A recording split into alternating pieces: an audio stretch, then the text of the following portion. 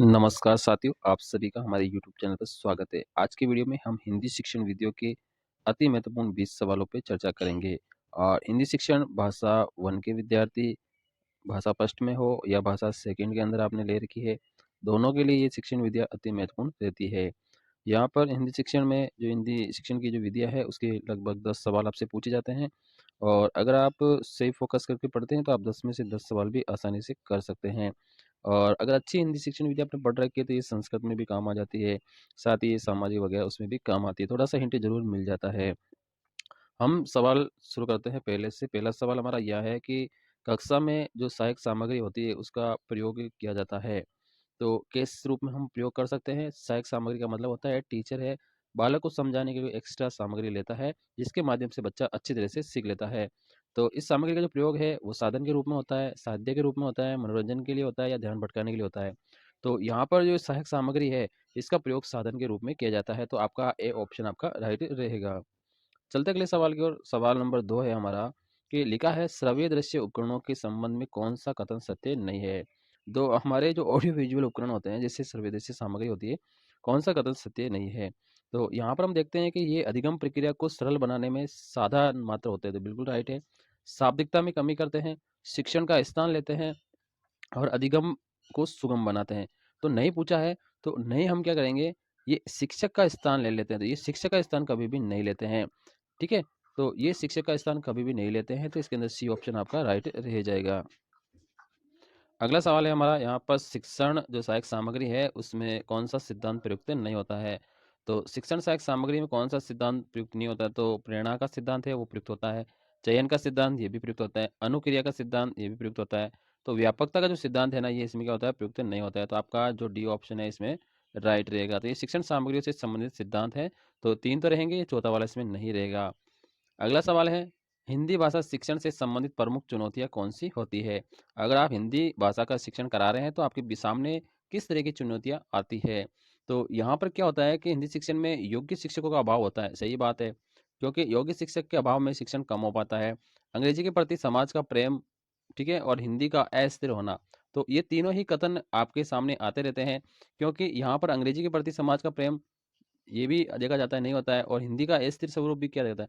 तो इसके अंदर जो उपयुक्त सभी ऑप्शन है आपका राइट रहेगा, तो डी ऑप्शन इसमें राइट रहेगा।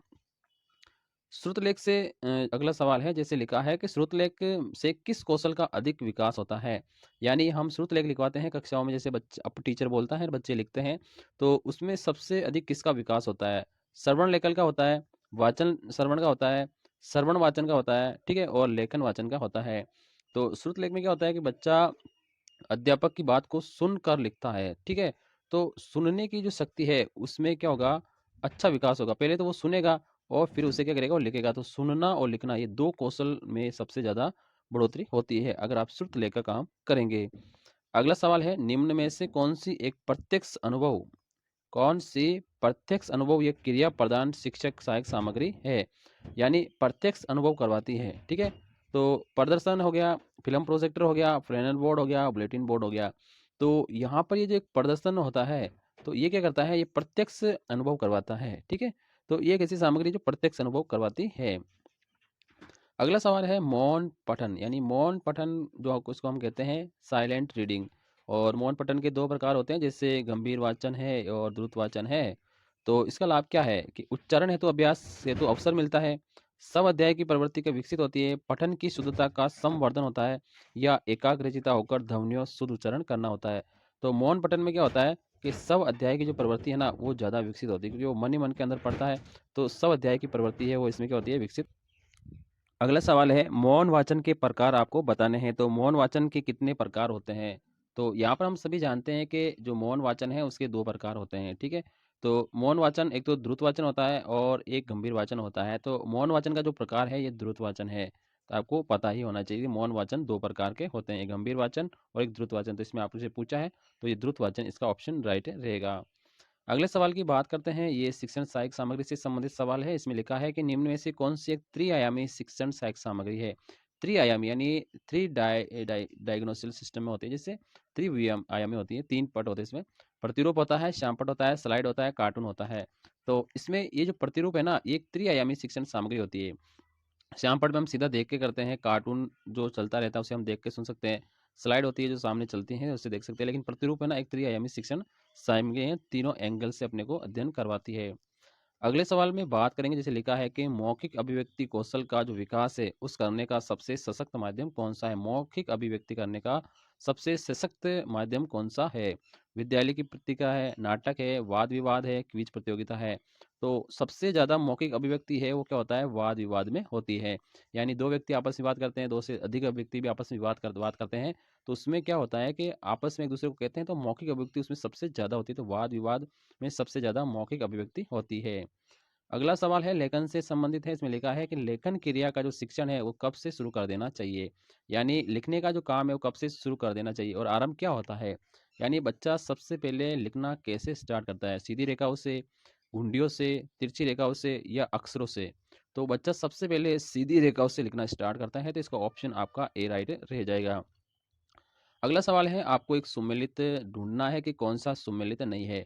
मायादीप होता है जिसे हम प्रोजेक्टर कहते हैं, तो ये कैसा है? एक प्रक्षेपी शिक्षण सहायक में ये एपिडाइस्कोप एक प्रक्षेपी है, चार्ट प्रक्षेपी है और लिंग्वाफोन है वो एक प्रक्षेपी है। तो यहाँ पर मायादीप को हम इंग्लिश में कहते हैं प्रोजेक्टर। और प्रोजेक्टर क्या होता है?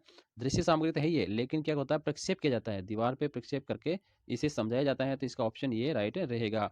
तो इसका पहला ऑप्शन बिल्कुल राइट रहेगा, तो आपको ए ऑप्शन राइट करना है। अगला सवाल है, लिखा है इसमें कि गंभीर वाचन और द्रुत वाचन ये दो तरह के वाचन होते हैं, ठीक है? गंभीर वाचन और द्रुत वाचन, तो ये किसके भेद होते हैं? तो ये मौन वाचन के भेद होते हैं। किसके भेद होते हैं? मौन वाचन के भेद होते हैं। तो मौन वाचन दो प्रकार का होता है, गंभीर वाचन और द्रुत वाचन, तो इसके भेद होते हैं। अगला सवाल इसमें लिखा है कि भावों की जो अभिव्यक्ति है उसका एकमात्र साधन कौन सा है? ऐसा कौन सा साधन है जिसमें भावों की अभिव्यक्ति होती है? ध्वनि में, शब्दों में, मौखिक अभिव्यक्ति में, अक्षर में? तो भावों की जो अभिव्यक्ति है ना उसका एकमात्र साधन आपका शब्द होता है। तो आपका जो बे ऑप्शन है वो राइट रह जाएगा। शब्दों के माध्यम से ये क्या है? भावों की अभिव्यक्ति सबसे अच्छी तरह से होती है। अगला सवाल है हमारा कि उच्च कक्षाओं में वाचन की जो सबसे अच्छी विधि है वो क्या होती है? उच्च कक्षाओं में, जैसे कक्षा 11 से 12 में जो वाचन की जो सबसे अच्छी विधि कौन सी है? द्रुत वाचन है, शेषावर वाचन है, मौन वाचन है, उपयुक्त सभी? तो उच्च कक्षाओं के अंदर मौन वाचन उपयुक्त रहता है, क्योंकि बड़े बच्चे होते हैं तो मन ही मन में वो अध्ययन कर सकते हैं, क्योंकि वो अच्छी तरह से समझते हैं। अगला सवाल है हमारा वर्तनी से संबंधित। इसमें लिखा है निम्नलिखित में से बोलने की जो योग्यता है वो कौन सी है? तो श्रुत लेखन में लिखना होता है, आशु भाषण में बोलने की योग्यता होती है, सुलेख में भी लिखना होता है, शुद्ध वर्तनी में भी आपको सुनना होता है। तो यहाँ पे आशु भाषण है ना, ये बोलने की योग्यता कहलाती है। अगला है गद्य या पद पाठ पढ़ाते समय, गद्य या पद का पाठ पढ़ाते समय शेष स्वर वाचन के माध्यम से उच्चारण शिक्षण की किस उपागम के अंतर्गत आता है?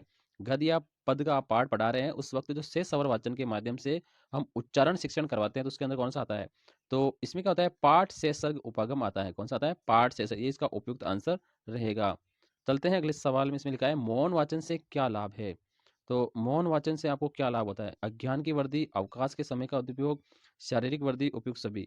तो मौन वाचन से क्या होता है? अवकाश के समय का सदुपयोग होता है, तो इसका बी ऑप्शन आपका राइट रह जाएगा। अगला सवाल है निम्नलिखित में से त्रुटियों का प्रकार होता है? कौन से कार्य में त्रुटियों का प्रकार होता है? व्याकरण के नियमों संबंधी दोष, विराम चिन्हों का गलत प्रयोग, मात्रा और वर्ण संबंधी अशुद्ध या उपयुक्त सभी? तो इसमें तो आपका उपयुक्त सभी ऑप्शन राइट रहेगा। त्रुटियों का प्रकार ये सब, व्याकरण में त्रुटि हो सकती है, नियम में दोष हो सकते हैं, विराम चिन्हों में त्रुटि, मात्रा में, वर्ण में, ये सब में अशुद्धियाँ हो सकती है। अगला सवाल है बालकों की अशुद्धियों को दूर करने का सबसे उपयुक्त जो है कौन सा है? बालकों की अशुद्धियों को दूर करने का उच्चतम उपाय कौन सा है? शाम पट पर अभ्यास कराने से नहीं होती है, अध्यापक को अपना आदर्श प्रस्तुत करना चाहिए, ठीक है? ये ऑप्शन इसका राइट रहेगा। अगर टीचर पढ़ाते वक्त ही अगर शुद्ध बोलेगा और अच्छा आदर्श वाचन करेगा तो अशुद्धि का तो रोल ही नहीं रहेगा, तो अध्यापक को अपना आदर्श प्रस्तुत करना चाहिए, तो ये इसका ऑप्शन राइट है। भाषा शिक्षण के अंदर कौन सा कार्य अंत में किया जाता है? सुनने का, पढ़ने का, बोलने का या लिखने का? तो आपको LSRW वाला नियम याद रखना है। पहले सुनना, फिर बोलना, फिर पढ़ना और लिखना। तो लिखना सबसे लास्ट में आता है, तो और शुरू में आता है आपका सुनना, तो ये ऑप्शन आपका राइट रहेगा। शेष स्वर वाचन के गुण क्या होते हैं? शेष स्वर वाचन का मतलब होता है साथ साथ बोलना। तो शेष स्वर वाचन में क्या होता है? स्वर की स्पष्टता होती है, बिल्कुल राइट है। ध्वनि विशिष्टता होती है, ये भी सही है। उच्चारण में शुद्धता आती है, सही है। उपयुक्त सभी, ये ऑप्शन इसका राइट रहेगा कि अच्छे से स्वर के गुण हैं इसमें, चारों ही आपके ऑप्शन राइट रहेंगे। अगला सवाल है मौन वाचन कब से शुरू कर देना चाहिए, साइलेंट पढ़ना कब से शुरू कर देना चाहिए, तो तीसरी कक्षा से आपको शुरू कर देना चाहिए, इसमें यहाँ पे बताया गया है। अगला सवाल है श्रव्य दृश्य सामग्री की आवश्यकता निम्न में से किस विधि के लिए आवश्यक नहीं है, ऐसी कौन सी विधि जिसमें श्रव्य दृश्य सामग्री की आवश्यकता ही नहीं होती है, ये होती है व्याख्यान विधि। व्याख्यान विधि में क्या होता है, बोलकर आपको बताया जाता है, तो इसमें तो सामग्री की आवश्यकता ही नहीं होती है। अगला सवाल है, इसमें लिखा नहीं है लेकिन जो प्रोजेक्टर है बुलेटिन बोर्ड का है, इसमें पर्सन थोड़ा मिसप्रिंट हो गया आपका। अगला है निम्न में से प्रक्षेपी नहीं है, प्रक्षेपी का मतलब होता है सामने प्रक्षेप करना यानी दिखाना, तो overall projector, slide, epidiascope, model. Model एक प्रक्षेपी सामग्री नहीं है, इसमें दिखाए ओवरऑल प्रोजेक्ट से आप पर्दे पे दिखा सकते हैं, स्लाइड से भी आप पर्दे पे दिखा सकते हैं, एपिडाइस्कोप से भी आप पर्दे पे दिखा, लेकिन मॉडल से आप पर्दे पे नहीं दिखा सकते, तो एक प्रक्षेपी सामग्री नहीं है, तो इसका ऑप्शन आपका सी राइट रह जाएगा। अगला है किसी बड़ी वस्तु के छोटे नमूनों को हम क्या कहते हैं, जैसे कोई एक बड़ी वस्तु है उसके छोटे नमूने को हम क्या कहते हैं, लूप, ग्रामोफोन, प्रतिमूर्ति, वास्तविक प्रतिमूर्ति हम कहते हैं उसे, क्या कहते हैं, प्रतिमूर्ति हम उसे कहते हैं, तो ये इसमें आपका राइट रह जाएगा। अगला सवाल है लिखा है श्रव्य दृश्य सामग्री से क्या तात्पर्य नहीं है, यानी श्रव्य दृश्य सामग्री की शिक्षा से क्या तात्पर्य नहीं है। शिक्षा को स्थायी बनाना सही होता है, ये श्रव्य दृश्य की विशेषता होती है। शिक्षा को अस्थायी बनाना ये गलत है, शिक्षा को अधिक रोचक बनाना ये भी सही है, शिक्षा को अधिक प्रभावकारी बनाना ये सही है, तो शिक्षा को अस्थायी बनाना ये इसका ऑप्शन गलत रहेगा, श्रव्य दृश्य सामग्री से ये तात्पर्य नहीं बनेगा। और अगला सवाल है निम्न में से श्रव्य दृश्य साधन नहीं है, तो श्रव्य दृश्य साधन कौन सा नहीं है, रेखा चित्र नहीं होता है, ड्रामा होता है, वीडियो कॉन्फ्रेंसिंग होता है, चलचित्र होता है, यानी इसको टीवी कहते हैं, तो ये होता है। आज का और अंतिम सवाल हमारा रहेगा, यहाँ पे लिखा है एपिडाइस्कोप में किस प्रकार की वस्तु को दिखाया जाता है, पारदर्शी, अपारदर्शी, वन और दोनों। तो एपिडाइस्कोप में क्या होता है, पारदर्शी और अपारदर्शी दोनों तरह की वस्तु को हम दिखा सकते हैं। आज का अंतिम सवाल है कि दृश्य सामग्री का उदाहरण है, दृश्य जिसमें दिखाई देता है, तो एपिडाइस्कोप दृश्य सामग्री है, ठीक है। और रेडियो है ना, ये श्रव्य सामग्री है, टेप रिकॉर्डर श्रव्य है, ड्रामा ये एक श्रव्य दृश्य दोनों है, तो आपकी टेलीस्कोप है एक दृश्य सामग्री। तो ये आपकी हिंदी शिक्षण वीडियो के अति महत्वपूर्ण 30 सवाल थे। कैसे आपको लगा वीडियो को लाइक शेयर करें। थैंक यू, धन्यवाद।